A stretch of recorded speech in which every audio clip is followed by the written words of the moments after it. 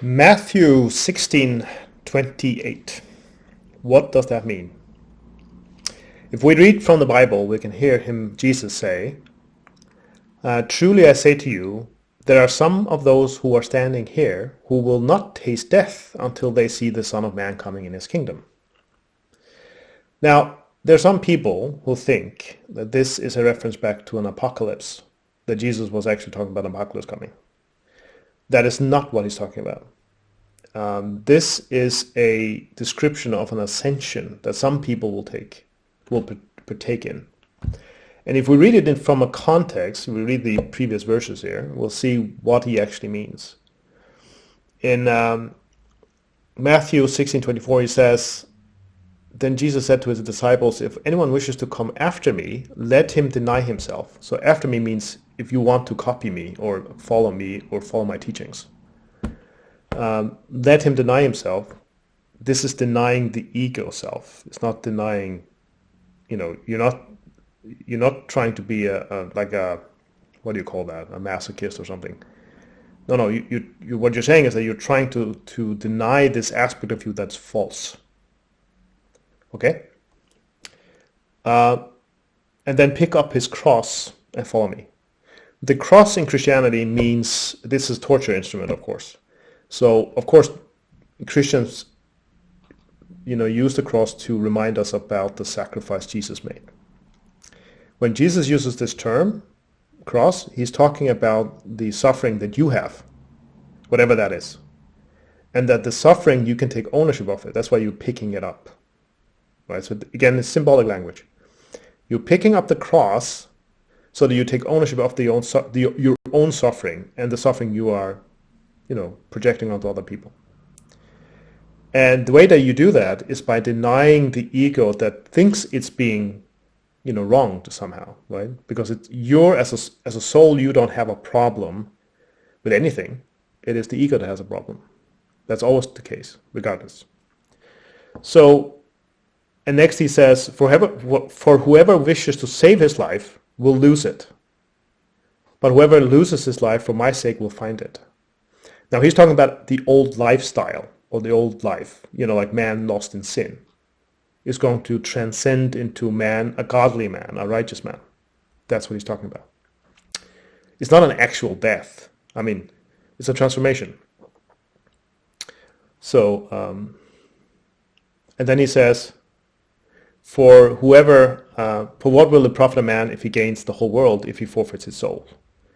Or what will man give in exchange for his soul? For the Son of Man is going to come in the glory of his Father with his angels and will repay each one according to his deeds. So, of course, he's talking about a reward that's waiting you for that new lifestyle. And then we get back to what I started out with when he says, Truly I say to you, there are some of those who are standing here who will not taste death until they see the Son of Man coming in his kingdom. So we're talking about this renewing. This new life in Christ is coming to some people there who are standing around him.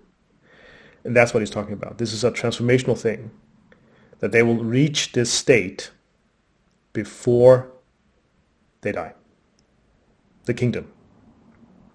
And when he's talking about the Son of Man coming in his kingdom, he's talking about, of course, himself, but you will recognize that person in you too, right? And you will also recognize who Jesus is. In fact, the people who have transcended will recognize Jesus for who he is. That's the magic. A lot of people, when people deny Jesus, it's because they don't actually know the kingdom, right? That's why the Muslims don't actually have any relationship with Jesus, where they come up with some other idea of Jesus that doesn't exist, because they have no clue what this is. This is also why they are reactive, right? Muslims are reactive. You can come up with a cartoon, and then they feel offended, right? And they'll kill you or something. This is all coming from a place of ego, right? Because they don't have this concept. Actually, the only religion that doesn't have this concept. Now, if we go back to some of the letters, I've heard some discussions about how the disciples didn't mean the same thing or whatever. Maybe there was an issue with Paul. That's just not true. the only reason why people take that view is because Paul uses a different language and they superimpose something else into his language that just isn't there. I'll give you a perfect example of this. So if we go to Romans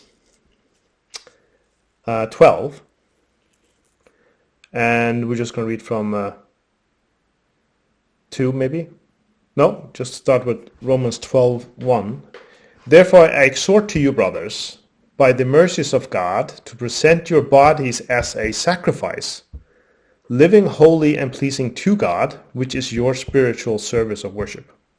And do not be conformed to this world, but be transformed by the renewing of your mind, so that you may approve what the will of God is, that which is good and pleasing and perfect. So actually, Paul is talking about exactly the same thing. The renewing of the mind is that stepping into that kingdom.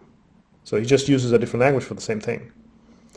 And the will, quite interestingly enough, he points out that there are two types of wills. The will that follows your ego, which is the thing that you would have to deny according to Jesus. And then you have this new type of will, which is God's will, what he wants from you, right? That's the person walking in grace. So it's actually the same teaching, it's just a different language that's being applied. I thought this was quite interesting. A lot of people misunderstand Jesus. They think that he's talking about an apocalypse when in fact he's not talking about apocalypse. Somehow he's talking about something else when he in fact is pretty clear. But you have to understand the symbology, and in a lot of videos I see, especially if it's like Catholic, they ruminate over things in such a way that they come to these wrong conclusions because they actually don't understand the man. That's just how it is. So anyways, I hope this was helpful, and I encourage you to read this for yourself. I'm sure you'll get to the same conclusion. Thank you for watching this, and click on like if you like it.